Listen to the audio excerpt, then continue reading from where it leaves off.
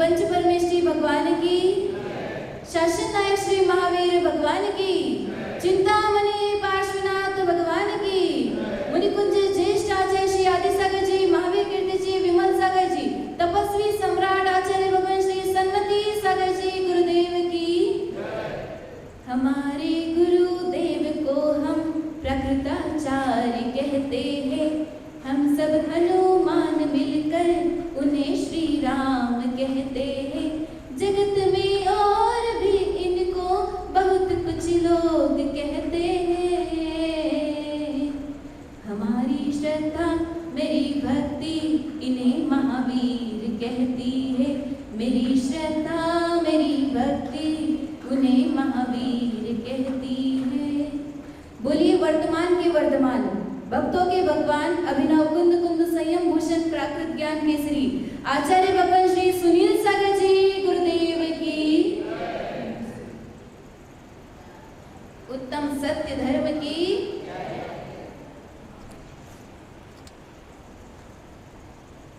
10 में से 5 गए, कितने बचे?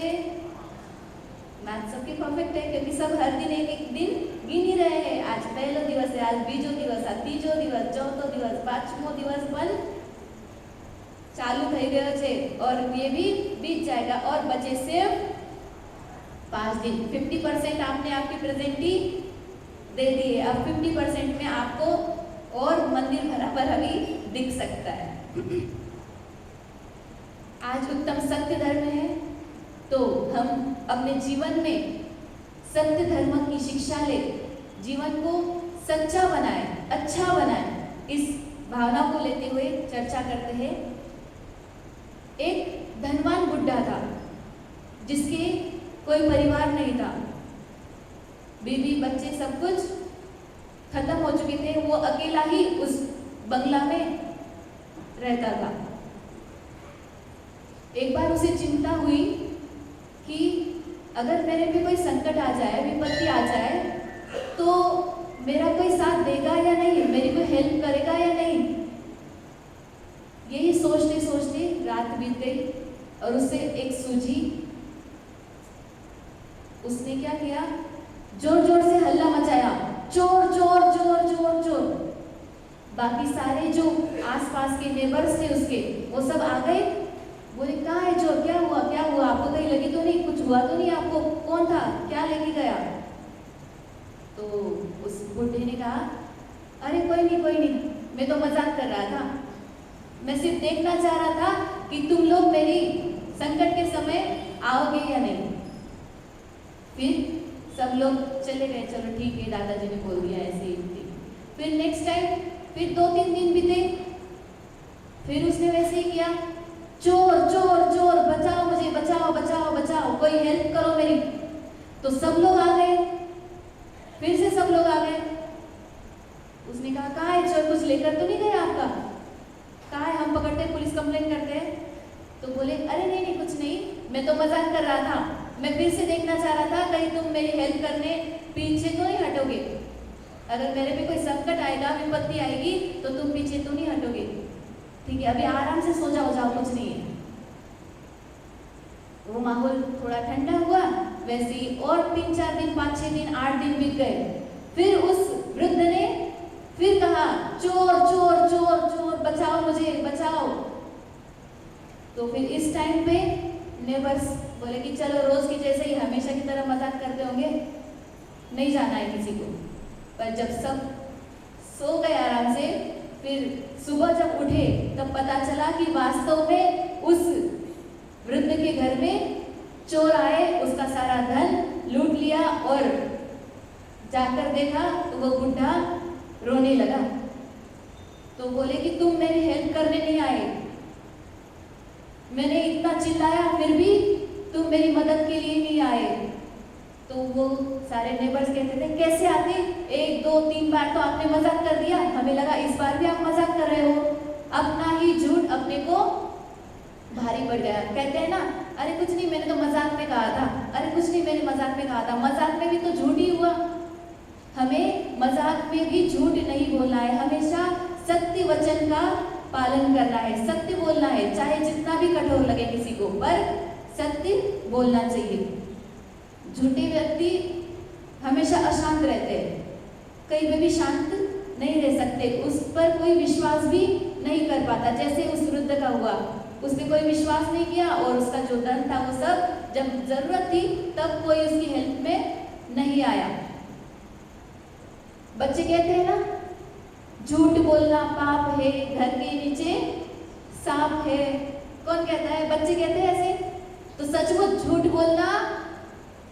बोलना पाप है और घर के नीचे सांप है। अगर झूठ बोलेंगे तो सांप निकल के आपको डस लेगा। झूठ हमेशा हमारे जीवन से भी दूर होना चाहिए। हो सके, जितना हो सके मौन ही रहना चाहिए। आचार्य भगवान को देख लीजिए, जिनके 24 घंटों में से वो 17 से 18 घंटे मौन ही रहते। कितने घंटे? अगर बोलना है तो सिर्फ प्रवचन निमित्त हमारी जितनी क्लासेस होती है उतना ही बोलते हैं, और किसी पे भी रोष नहीं करते। हमेशा बोलेंगे तो हित मित और प्रिय वचन बोलेंगे। हित मित और प्रिय वचन, ये वचन जो होते हैं ना हमारे, वो एक निकल सकते, कैसे भी निकल सकते, कभी कड़वे निकलते, कभी गंदे निकलते, कभी कुछ निकलते, पर हमारे अंदर हमें एक फिल्टर डालना है। यहाँ पर फिल्टर कौन सा? हित मित और प्रिय वचन वाला फिल्टर, जहाँ से अगर हम कुछ बोले तो फिल्टर होके निकले। कभी भी निकले तो हमारे वचन हितकारी हो, कभी निकले तो हमारे वचन प्रिय हो, और क्या हो? मित हो, परिमित हो। जितना बोलना है उतना ही। जैसे देख लो, अगर हितकारी वचन बोलना है, ठीक है, किसी का हेल्प करना है, आपको किसी को मोटिवेट करना है, किसी को कुछ एडवाइस देने हैं, बोलो, पर पहले देख लो कि उसका मूड कैसा है। मूड अगर ठीक नहीं हो, आपने जो मोटिवेशन दिया है तो वो भी पॉइजन बन जाएगा। आपने उसके भले ही अच्छे के लिए कहा है, देख भाई मैं तेरे अच्छे के लिए बोल रहा हूँ, तुझे सुनना हो तो सुन, मैं तेरे अच्छे के लिए बोल रहा हूँ। पर सामने वाले का अगर मूड सही नहीं है तो आपका जो मोटिवेशन है वो पॉइजन बन जाएगा। अगर उसका मूड अच्छा है तो आपका मोटिवेशन भी उसके लिए मेडिसिन बन सकता है। तो हमें पहले सामने वाले का मूड देख लेना चाहिए कि क्या है, उसके बाद उसकी लेवल देख लेनी चाहिए कि वो अगर बड़े पोस्ट पे है और हम उसे बोलने जाएंगे तो बड़ा या सिखाने वाला मुझे कोई समझता नहीं है क्या? पहले उसकी लेवल देख लो कि भाई हम उसको बोल सकते हैं या नहीं बोल सकते तो कम से कम चुप हो जाइए, वो उसका समझ लेगा। आपको हमेशा उसको फ्री में एडवाइस देने की जरूरत नहीं है। जो एडवोकेट होते हैं ना, वो भी फीस लेते हैं एडवाइस देने की, तो आप फ्री में क्यों बोलते हो? क्या जरूरत है? एडवाइस देना भी बहुत अच्छी बात नहीं है। जहाँ जरूरत नहीं है वहां पर नहीं बोलना चाहिए। और फिर है मित वचन। मित यानी परिमाण बना लो उसका, कितना बोलना है, क्या बोलना है, क्यों बोलना है, परिमाण बना लो। मित वचन बोलना चाहिए। कितना बोलना है? एक्स्ट्रा की बक बक जरूरी नहीं है। हर कोई नहीं सुनना चाहता आपकी बक। जो जिसके पास टाइम होगा वही सुन सकता है। कोई आके आपके पास कुछ भी बोलते जाए, नेबर्स आते हैं, ये वो आप इग्नोर करते हो, वो नेबर की कोई वैल्यू है नहीं। और अगर आप किसी के घर पे चले जाओ, बोलते रहो, सामने वाला कोई आंसर ही ना दे तो इंसल्ट होगी ना। तो इंसल्ट सहना है कि अपने वचनों को अपन को परिमित करना है, अपने को सीमित बना लेना है। एक संकल्प कर लीजिए, संकल्प करो कि मैं अपनी आत्मा की प्रशंसा नहीं करूंगा और दूसरों की निंदा नहीं करूंगा। आत्मा की प्रशंसा और निंदा, ये दोनों ही तो बातें करते रहते हैं अपन दिन भर। मैं ऐसा, मैं वैसा, या तो फिर वो ऐसा, वो वैसा, ये दोनों ही बातें होती है। एक तो आत्म प्रशंसा या तो पर निंदा। इन दोनों का संकल्प कर दो कि हम आत्म प्रशंसा भी नहीं करेंगे और पर की निंदा भी नहीं करेंगे, तो शब्द निकलेंगे ही नहीं बोलने के लिए, बचेगा ही नहीं कुछ बोलने के लिए। क्या बचेगा बोलो? अगर हम आत्मा की प्रशंसा नहीं करेंगे तो चुप हो जाएंगे, और दूसरों की निंदा भी नहीं करेंगे तो क्या होगा? चुप हो जाएंगे। मतलब हम अपने आप के लिए टाइम दे सकते हैं। अभी सुबह एक बहुत अच्छी लाइन सुनी थी हमने कि मौन लेना है तो केवल सिर्फ वचन से नहीं लेना है, हमारे मन से भी मौन होना चाहिए। मौन लेने में ये सब करना नहीं है। आचार्य भगवान हमेशा साधुओं को भी बोलते रहते हैं कि मौन तो है तुम्हारा, क्या होता है करना भी। अंतरंग अगर मन में अगर शांति नहीं है तो फिर ऊपरी जो मौन लिया है वो मौन भी कुछ काम का नहीं है। अंतरंग में अपने जो शब्द जाल चलते रहते हैं, बहुत सारे थॉट्स चलते रहते हैं, वो भी अब खत्म हो जाए तो वास्तविक रूप में हम मौन ले सकते हैं।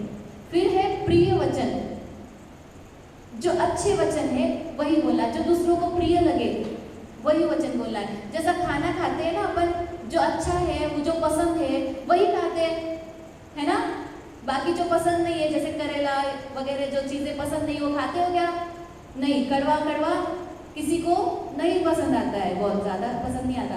तो वैसे भी जैसे हमें खाना पसंद है अच्छा, वैसा हम बोलना भी पसंद करें। हम मीठा मीठा बोले, और कहते हैं ना अप्रिय कटुक कठोर शब्द नहीं कोई मुख से कहा करे।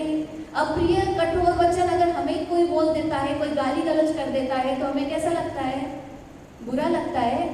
पर हम किसी को दे तो उन्हें भी बुरा लग सकता है ना। तो हम बुरे वचन नहीं बोलेंगे, कठोर वचन नहीं बोलेंगे, कटु वचन नहीं बोलेंगे। जैसे हम शब्द सुनना चाहते हैं वैसे हम लोगों को भी परोसे। जैसा हम थाली में खाना पसंद करते हैं वैसा ही हम लोगों के लिए भी खाना यानी हमारे शब्द परोसने की कोशिश करेंगे। कहते हैं सत्य हमेशा कड़वा होता है, सत्य हमेशा कड़वा होता है। ऐसा है? ऐसा नहीं है, सत्य बहुत मीठा होता है। सत्य की हमेशा जय होती है। सत्यमेव जयते लिखा होता है ना। क्या लिखा होता है सत्यमेव जयते? क्या लिखा होता है? कोर्ट में लिखा होता है, न्यायालय में लिखा होता है सत्यमेव जयते। मतलब क्या? सत्य की हमेशा हमेशा जीत होती है। कठोर शब्द बोलने से सबके मन भी दुख जाते हैं। एक बार क्या हुआ, दुर्योधन के लिए विदुर ने बहुत सुंदर महल बनाया। इतना सुंदर कि पूरा ट्रांसपेरेंट जैसा, कांच जैसा चमक रहा था, एकदम स्फटिक जैसा चमक रहा था। वहां पर पता ही नहीं चल रहा था जमीन कौन सी और पानी कौन सा है। दीवार भी ऐसे लग रहा था, ट्रांसपेरेंट थी तो दीवार है या फिर नॉर्मल गेट है वो भी पता नहीं चल रहा था। तो दुर्योधन आया दौड़ते दौड़ते, जहाँ पानी था वहां पर उसने पैर दे दिया जमीन समझकर।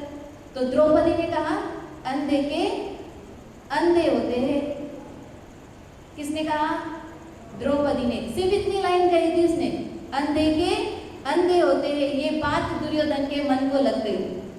बात तो सही थी उसकी पापा अंधे थे और अंधे के अंधे, उसको दिखा नहीं। जहाँ जमीन थी वहां पर उसने पानी समझकर, और जहाँ पानी था वहां पर जमीन समझकर उसने पैर दे दिया। तो अंधे के अंधे होते हैं। अंधे उसके पापा थे, पर उसको वो बात भी बुरी लगी। ऐसी बात भी नहीं बोलनी चाहिए जो दुख हो। और उसके एक शब्द के कारण पूरी महाभारत तैयार हो गई। इसलिए कठोर वचन भी नहीं बोलने चाहिए। भले ही सत्य हो, भले ही सच हो, पर क्या जरूरत है बोलने की? किसी ने बोला था कि आपको बोलने के लिए? किसी ने पैसे थोड़ी दिए थे आपको एडवाइस देने के लिए? नहीं।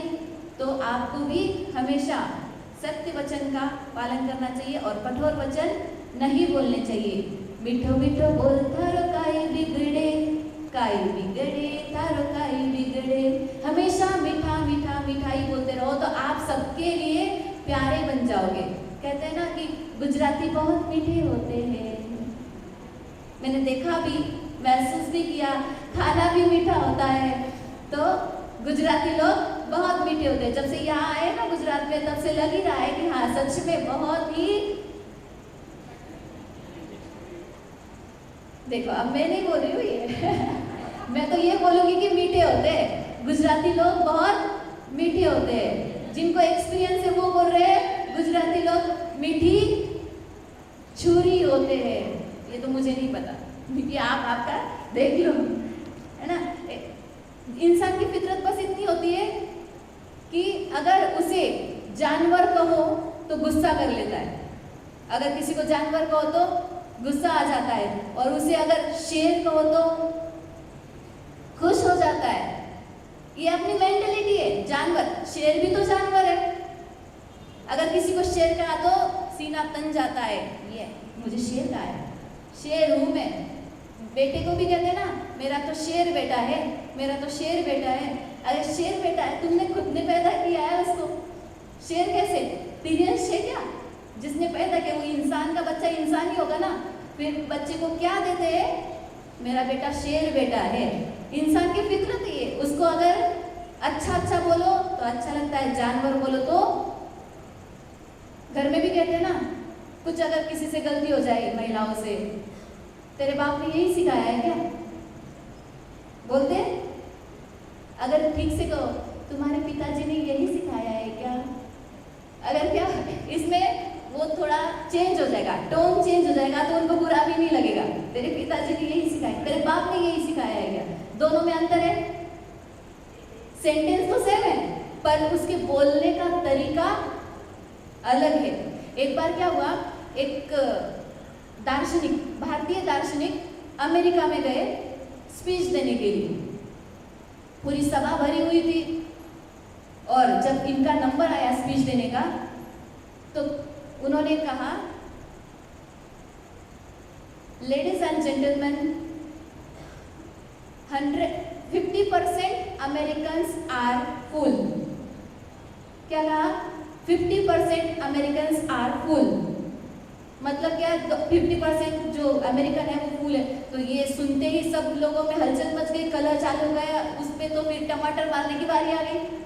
फिर उसने sorry, I mean to say that 50% Americans are wise. मतलब 50% वाइज है। कहने का तरीका, सेंटेंस सेम है, उसका आशय भी एक ही निकल रहा है। 50% Americans are fool and 50% Americans are wise. तो अगर हम सच बोलेंगे, सच को बोलने का भी तरीका अलग होता है। 50% वाइज है तो 50% क्या हुए? फूल ही हुए ना। तो हम हमारी बहुत मुश्किल से, बहुत रेयरली हमें टंग मिली है, वचन वर्गना मिली है। कहते हैं ना, काल अनंत निगोद मंझार, बीत्यो एकेंद्री तनधार। अनंत काल तक हमने निगोद में प्रवास किया, वहां रहे। कितनी काल तक? अनंत काल तक। अनंत काल बोलने में शब्द छोटा लग रहा है, अनंत, पर अनंत है वो, अनंत जिसका कोई अंत ही नहीं होता है। ऐसे अनंत काल तक निगोद में एकेंद्रीय पर्याय बनकर हमने बिताई। एक श्वास में 8-10 बार, एक श्वास में 18 बार जन्म मरण जन्म मरण जन्म मरण करते करते कितना समय बीत गया। वहां पर वचन नहीं मिले। फिर थोड़ा सा पुण्य का उदय आया, तब हम 2 इंद्रिय बने, 3 इंद्रिय बने, 4 इंद्रिय बने, हाथी बने, कुत्ता बने, बिल्ली बने, चींटी बने, मक्खी बने, क्या क्या नहीं बन गए। पंचेंद्रिय बन गए, पर बोलने की शक्ति जो जबान होती है ना, एक इंद्रिय में तो होती नहीं है, 2 इंद्रिय से जीभ होती है, रसना इंद्रिय। तो रसना इंद्रिय में भी फिर उनको जबान तो मिली, पर बोलने की शक्ति नहीं मिली। उनकी जो बोलने की थी वो शब्द रूप आकार नहीं ले पाए। हम भी बने हैं, बहुत बार बने हैं, 2 इंद्रिय बने, 3 इंद्रिय बने, चींटी बने, कुत्ता बने, हाथी बने, क्या क्या नहीं बन गए, पर उनमें बोलने की शक्ति नहीं है। हमें बहुत ही रेयरली ये मनुष्य पर्याय मिली है। इसका हम सदुपयोग करेंगे। कहते हैं ना कि घर, गाड़ी, बंगला और विषय भोग सारे सब कुछ सबको मिलते हैं, पर पुण्यवान सौभाग्यशाली वही होता है जो इसका सदुपयोग कर सके, जो अपने वचन वर्गनाओं को अच्छे कामों में लगाए। हमेशा सत्य वचन बोलते हुए अपने जीवन को सुखी, समृद्ध और अच्छा बनाएंगे।